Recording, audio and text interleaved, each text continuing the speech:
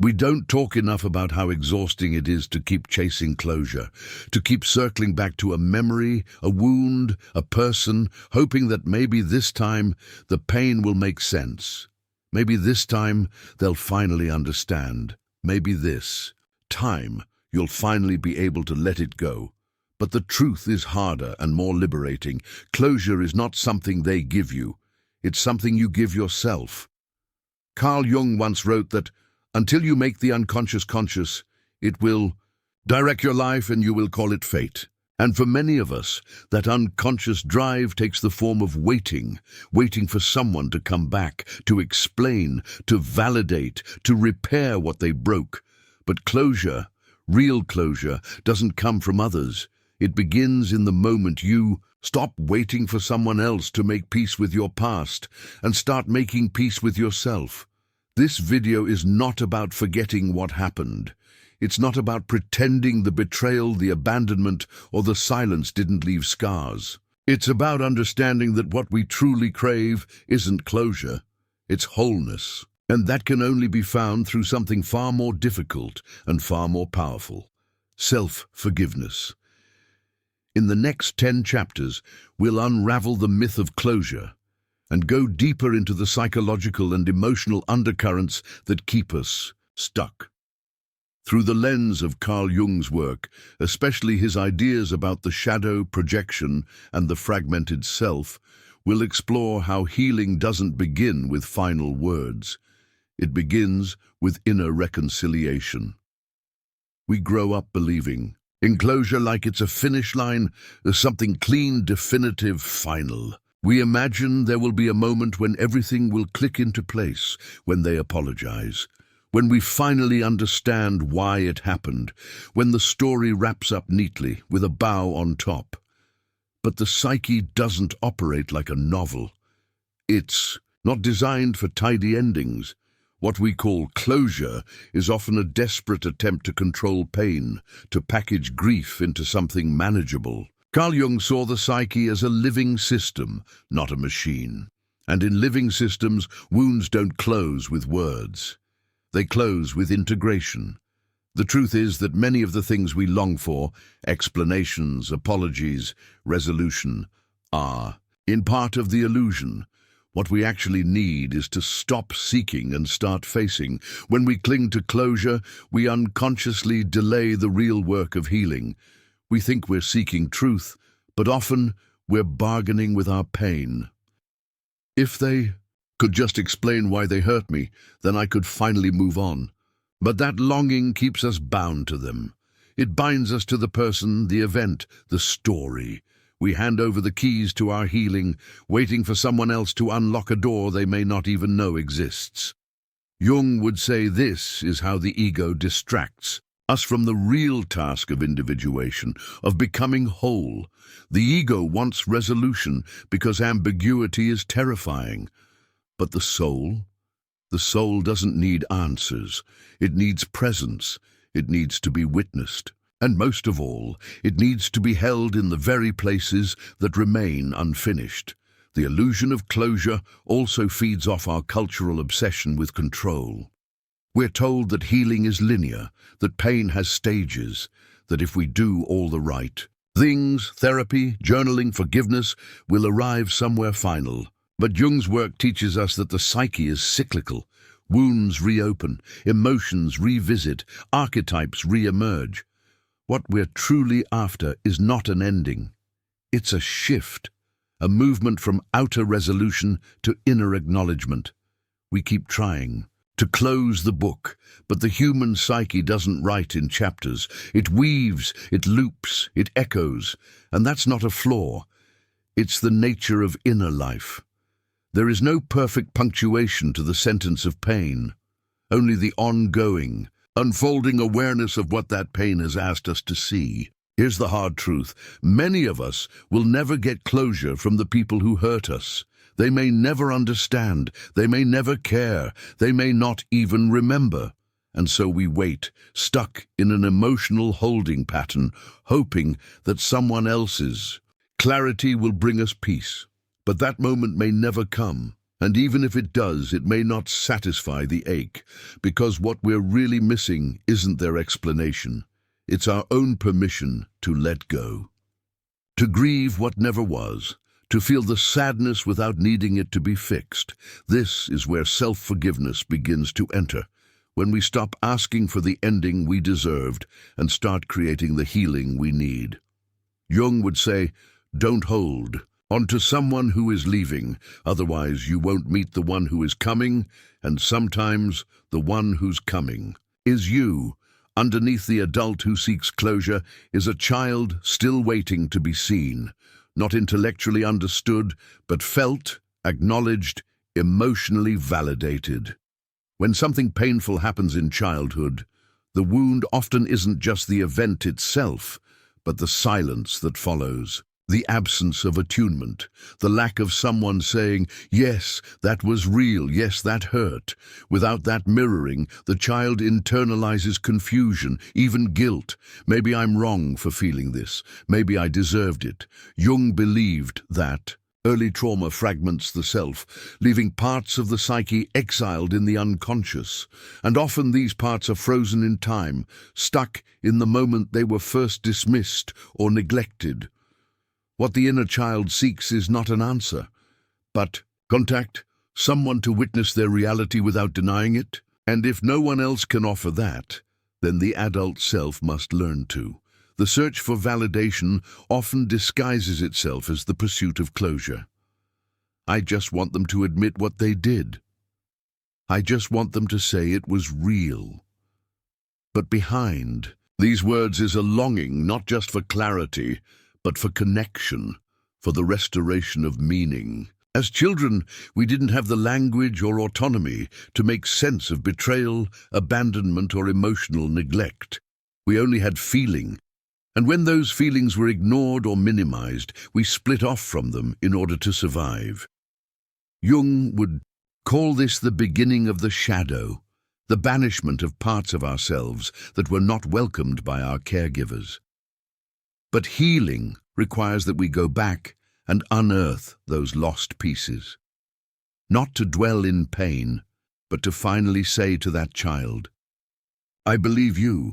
You didn't make this up. You never had to earn love in the first place."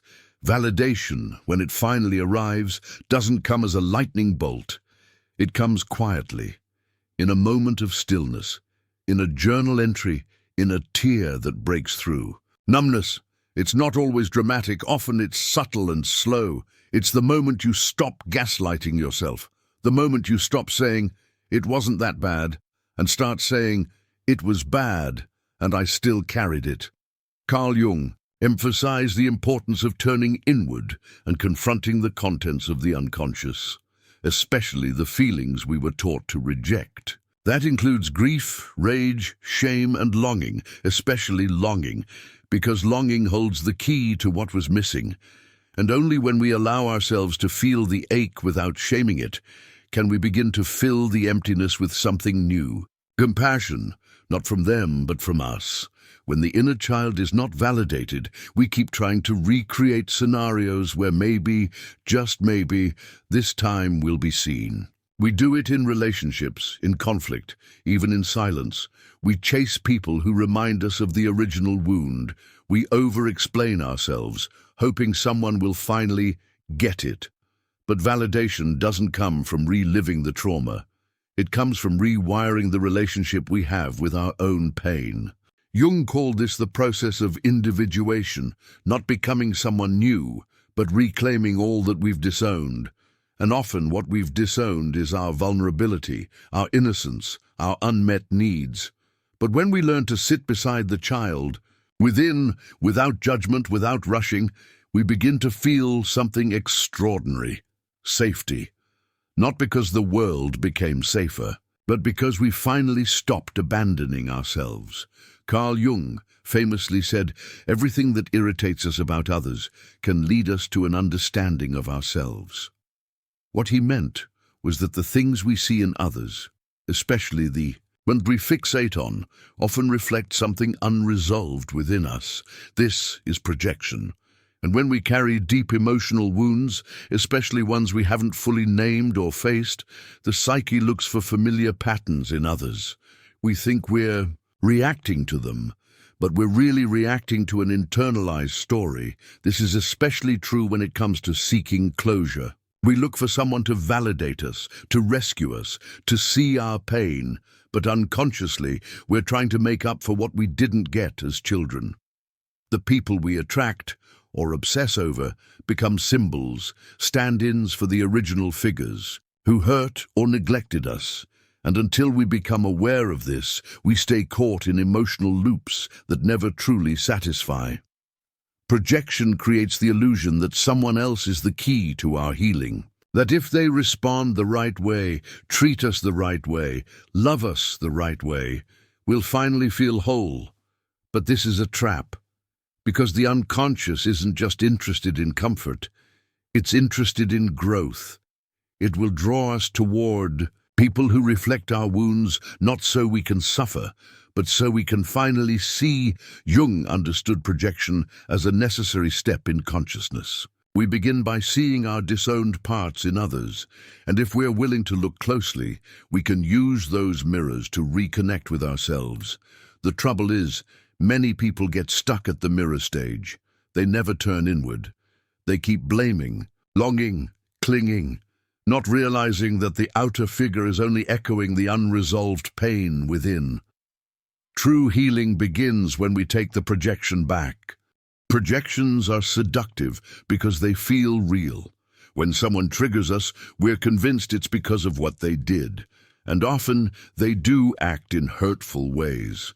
But the emotional charge, the disproportionate pain or obsession, often comes from an earlier place, a younger self, a buried memory, a part of the psyche that still believes, if I can get this person to love me, I'll finally be okay. This is not about blame, it's about awareness. Jung believed that until we withdraw our projections, we are not truly free. We're ruled by invisible forces, unknowingly reenacting the same emotional dramas over and over. The person in front of you isn't your father, your mother, or the friend who abandoned you. They may resemble them, they may touch the same wound, but they are not the source, and until you stop confusing echoes for origin, you'll keep giving your power away.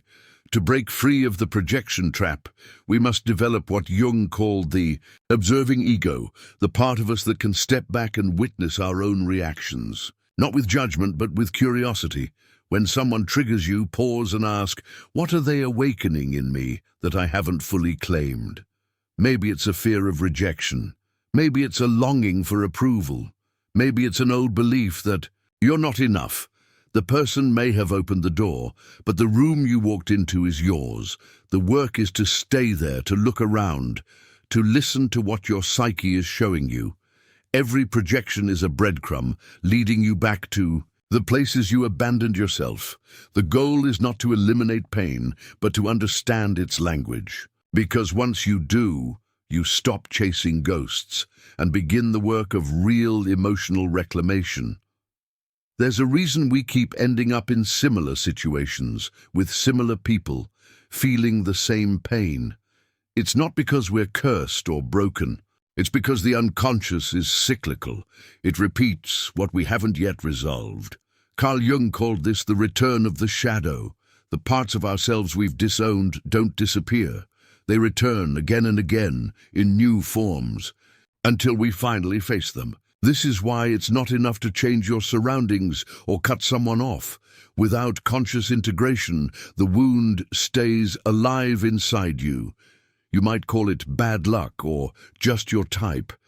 But what's really happening is that a hidden part of your psyche is pulling the strings, seeking completion, not for punishment, but for healing. What we repeat unconsciously is not random. It's the psyche's way of saying, look here, you haven't felt this yet. The shadow is not just the dark, scary part of you. It's any part of you you had to hide to survive. That includes vulnerability, anger, grief, even joy. As children, we learned which emotions were acceptable and which got us shamed, ignored, or punished. The unacceptable ones were pushed down and over time forgotten, but they didn't die. They sank into the unconscious, waiting. And this is where repetition enters. When we encounter someone who triggers that buried emotion, someone who mirrors the parent who didn't see us or the friend who betrayed us, the shadow stirs. We might say, why does this always happen to me? But a better question is, what part of me is trying to be seen through this? Repetition is not your enemy. It's a message. It's the psychic echo of everything you haven't allowed yourself to feel, hoping you'll finally listen. When the shadow isn't faced, it possesses us. We fall into what Jung called shadow projection, where we attribute the parts of ourselves we don't accept onto others. That rage we're terrified to own. Suddenly everyone else is toxic or dangerous. That longing we've buried, we accuse others of being too needy. But every judgment is a map, pointing back to something within us that needs reconciliation. Repetition exposes these patterns. It forces us to notice the themes we keep reliving, the relationships that start with intensity and end in abandonment, the apologies we never get, the roles we always play. This isn't coincidence. It's the shadow calling us home. The moment you stop asking, why do they keep doing this to me? And start asking, why do I keep choosing this script? You begin to reclaim authorship of your life. Integration means no longer blaming the external world for your internal patterns. It means becoming radically honest about the roles you've played, not to shame yourself, but to liberate yourself. The shadow doesn't need to be feared. It needs to be held, seen, spoken to. It is the key to why closure often doesn't work, because we're trying to resolve pain on the surface while the real drama unfolds underneath. Jung taught that the path to wholeness requires confronting the shadow, not to destroy it, but to integrate it. And that's the real work, to ask, what do I keep repeating? What am I still avoiding in myself? Until we do this, closure will always feel one step away. But once the shadow is no longer your enemy, the cycle ends, not because the pain vanishes, but because you finally understand what it was asking of you all along. We're told forgiveness is the key to freedom, that we can't move forward until we let go. But what if the reason you can't forgive isn't because you're weak or bitter, but because part of you still isn't safe? Jung taught that the psyche cannot be forced into healing. It has its own intelligence, its own timing. Forgiveness feels impossible when a deeper part of you is still waiting to be heard, to be protected, to be avenged even. You might cognitively understand what happened. Maybe you've even justified it, but that doesn't mean your body or your unconscious is done with it. When the wound hasn't been acknowledged or witnessed in full, forgiveness becomes premature. And premature forgiveness isn't healing, it's suppression. It silences the part of you that still needs to speak. Before forgiveness can be real, grief has to be felt. Carl Jung warned against bypassing emotional pain with spiritual ideals. When we're told to forgive too soon, to be the bigger person, to let it go, we're often encouraged to suppress rather than integrate. True forgiveness doesn't come from the ego. It arises naturally when the inner child, the shadow and the conscious self have come into some kind of relationship. Until then, what we call forgiveness might just be another form of self-abandonment. We rush to forgive so we won't have to feel the anger, or we pretend we've moved on when deep down we're still carrying resentment like a shield. Forgiveness is not an obligation. It's not a moral badge. It's a consequence of deep inner work, not the starting point. If you haven't forgiven, it doesn't mean you've failed.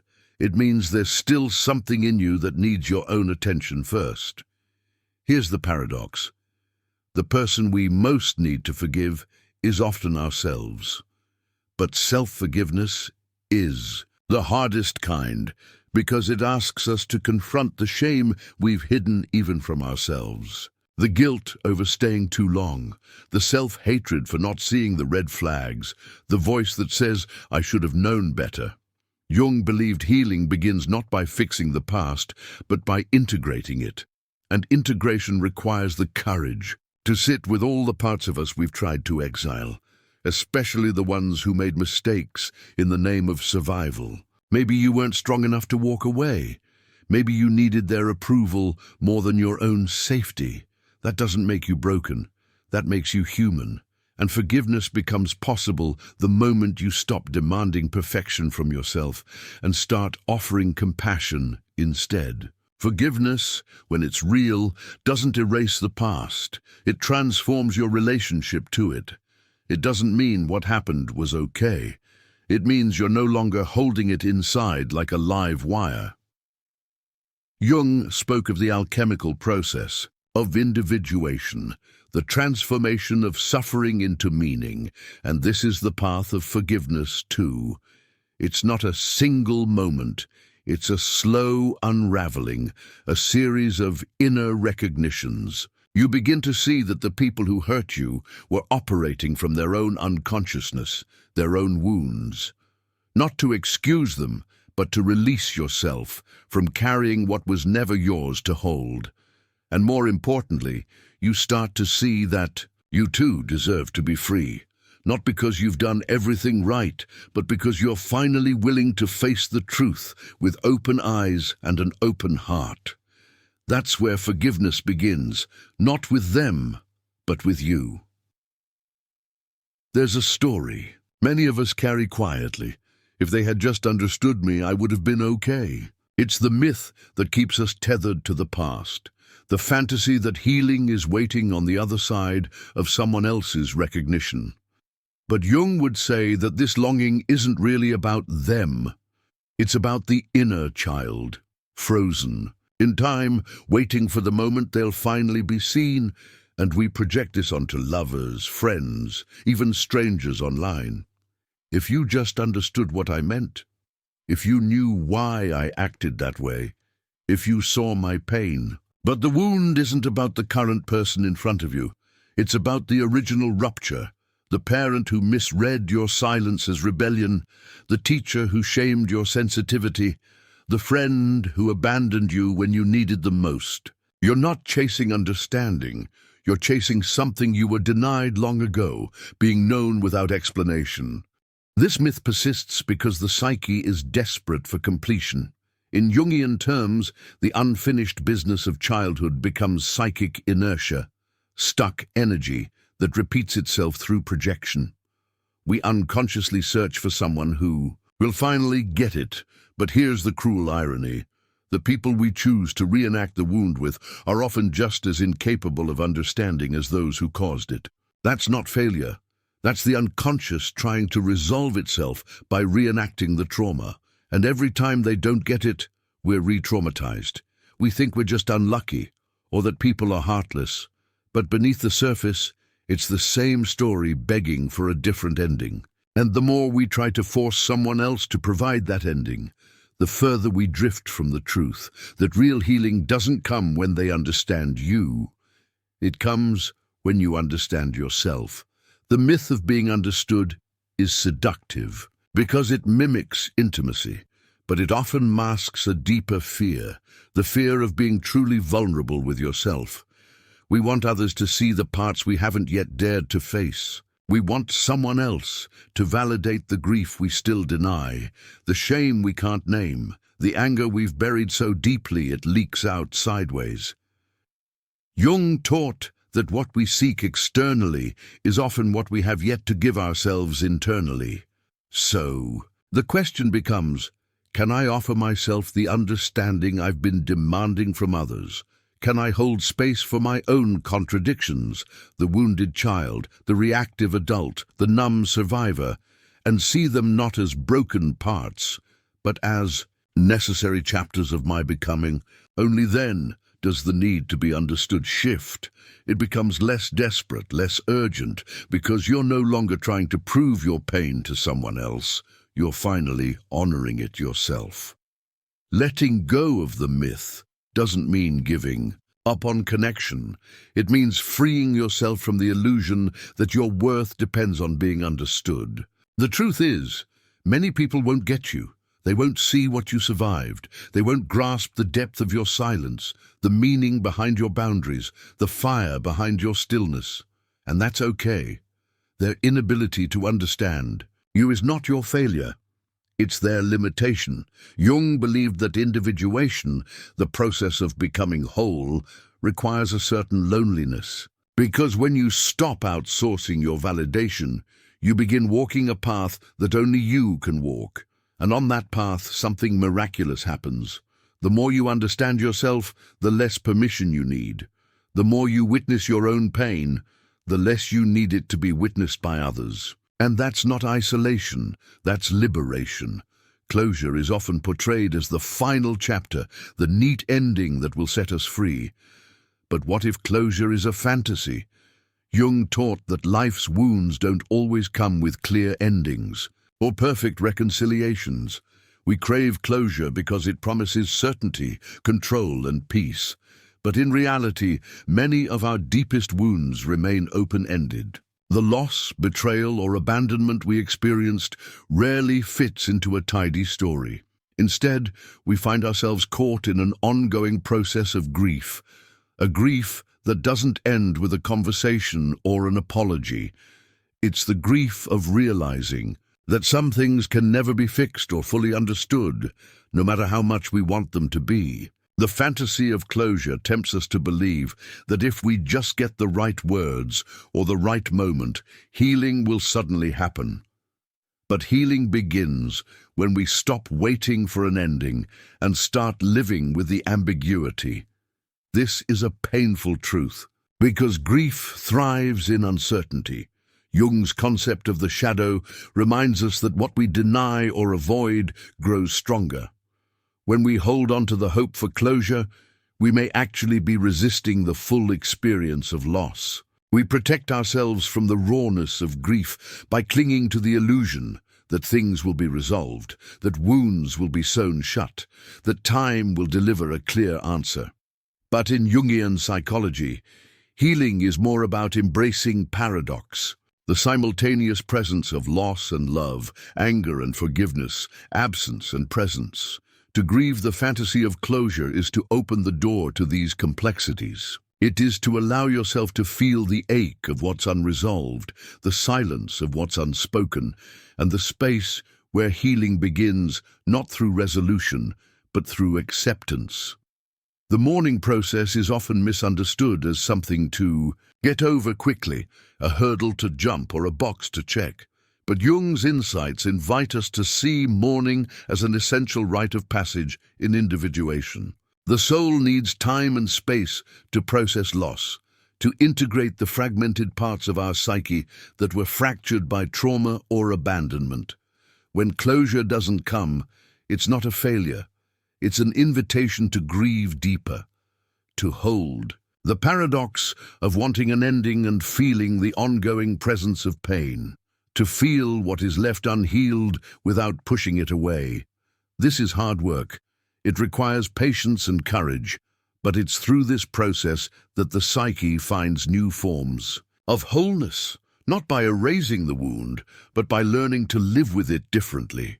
Grieving the fantasy of closure also challenges our cultural myths about control and perfection. We live in a world that prizes quick fixes, instant gratification, and linear progress. But Jung taught that the path of healing is rarely linear. It's cyclical, messy, and unpredictable, a spiral that takes us back to the same questions with deeper insight. Recognizing this allows us to release the pressure of closure as a condition for peace.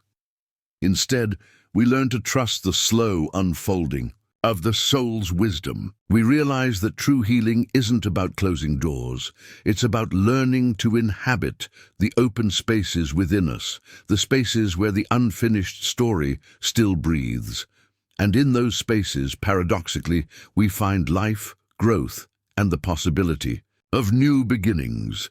Sitting with the unfinished, that is, the challenge Jung's psychology presents to us. In a world obsessed with resolution and answers, learning to tolerate uncertainty becomes a radical act of self-love. The unfinished wounds, unresolved stories, and lingering questions in our psyche are uncomfortable companions. They resist our attempts to rush through them or push them aside. To truly heal, we must develop the courage to stay present with this discomfort, to hold our pain without flinching, without needing to escape. Jung called this process active imagination, inviting us to engage directly with what is hidden or denied inside us, rather than avoiding it. This courage opens a door to deeper self-awareness, where the psyche reveals its truths not in neat packages, but in layers of complexity. The fear of sitting with the unfinished often arises because it feels like an endless void, a place where closure never arrives, where pain never fully dissipates. But Jung teaches us that the psyche is inherently paradoxical. Healing is not about erasing the past or silencing our wounds. It's about finding a new relationship with them. By embracing the unfinished, we allow the parts of ourselves we have long neglected to speak, to be witnessed, and eventually to transform. This doesn't mean resigning ourselves to suffering, but accepting that some processes take time and cannot be hurried. The ability to endure this inner tension without retreat is a form of emotional resilience and spiritual growth. This courage also demands honesty, an honest confrontation with the shadows that lurk within us, especially those related to our deepest disappointments and unmet needs. Sitting with the unfinished means facing the contradictions within, the simultaneous longing for connection and the fear of vulnerability, the desire for forgiveness and the resistance to it. It means dismantling illusions about control and embracing the mystery of our inner life. Jung saw this as part of the individuation process, the journey of becoming whole by integrating fragmented parts of the self. This integration cannot happen if we constantly seek to close the chapters prematurely. Instead, it requires a willingness to live with paradox, ambiguity, and sometimes not knowing. Ultimately, the courage to sit with the unfinished is an act of profound self-compassion. It's a refusal to betray your own pain by glossing over it or pretending it doesn't exist. It's recognizing that your wounds are part of your unique story, that healing is less about fixing what's broken and more about embracing your whole self, including the cracks where the light gets in. Jung's wisdom reminds us that the soul's journey is not about arriving at a perfect state, but about learning to dance with life's uncertainties. When you can sit with the unfinished, you create space for transformation, for insight, and for the deep, authentic healing that no closure can ever provide. Self-forgiveness is a concept that often feels elusive and paradoxical. We search outward for pardon, hoping others will absolve us for past mistakes, yet the true liberation Jung describes comes from within. The psyche, burdened by guilt and shame, holds onto these weights as if they are shields protecting us from further pain. But these very shields imprison us in cycles of self-judgment and suffering. Jung believed that the shadow, the hidden, rejected parts of ourselves, often houses these painful emotions. To forgive ourselves is to acknowledge and embrace this shadow with compassion, rather than denying or attacking it. It is in this acceptance that the psyche begins to release its grip on old wounds and opens to renewal. Forgiving oneself is not about excusing harmful actions or erasing the past. Rather, it is a profound act of psychological integration. When we deny parts of ourselves, especially those we consider flawed or unworthy, we fracture the self and intensify inner conflict. Jung's process of individuation calls for recognizing all aspects of the self, the light and the dark, and reconciling with them. Self-forgiveness invites us to transform guilt from a burden into a doorway. By meeting our mistakes with honest reflection and tenderness, We dismantle the rigid walls of shame. This act frees psychic energy once tied to self-punishment, enabling growth, healing, and a reclaimed sense of wholeness. The journey to self-forgiveness often meets resistance because it confronts deeply held beliefs about worthiness and identity. The ego may fear that forgiving itself means lowering standards or condoning failure, but Jung teaches that true strength lies in embracing vulnerability and shadow alike. Self-forgiveness is a radical act of courage, one that requires us to move beyond binary thinking of good versus bad, success versus failure. Instead, it calls us to embrace our complexity as human beings. When we forgive ourselves, we step out of endless cycles of blame, both inward and outward, and reclaim agency over our narrative. This freedom ignites the possibility for authentic transformation. Ultimately, self-forgiveness frees the psyche by dissolving the barriers between conscious and unconscious parts of the self. Jung's psychological work emphasizes the integration of all inner aspects to achieve balance and health. When forgiveness is withheld, these parts remain fragmented, locked in conflict and confusion. But when we extend forgiveness to ourselves, we harmonize internal divisions, allowing suppressed emotions and memories to surface and be understood. This deep integration nurtures inner peace, resilience, and renewed self-love. In this light, self-forgiveness is not just a remedy for guilt. It is a profound act of healing that unlocks the soul's capacity to move forward with grace and authenticity. The pervasive feeling that something is broken within us often haunts our inner life, especially when we grapple with past pain and unresolved wounds. Jung challenges this notion by suggesting that we are not inherently broken. Rather, we have become disconnected from essential parts of ourselves. This disconnection may stem from early experiences, societal pressures, or the defensive mechanisms our psyche developed to survive trauma.